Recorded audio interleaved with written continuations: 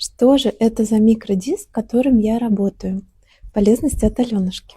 Этот диск находится у меня на гибком валу от бормашинки, и делаю я их сама из обычных дисков для болгарки. У меня есть вот такой вот шаблон, я его просто обвожу, обязательно не забывайте центр, и вырезаю вот так вот ножницами.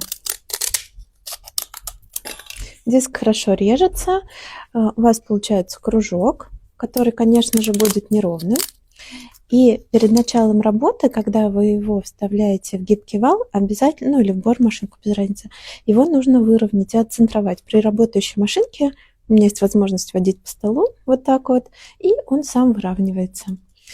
Что очень важно, такой диск нужно сажать на хороший гриф, не на вот такой маленький, который рассчитан на такие круги, которые просто рассыпаются при работе с металлом, а именно вот на такой качественный.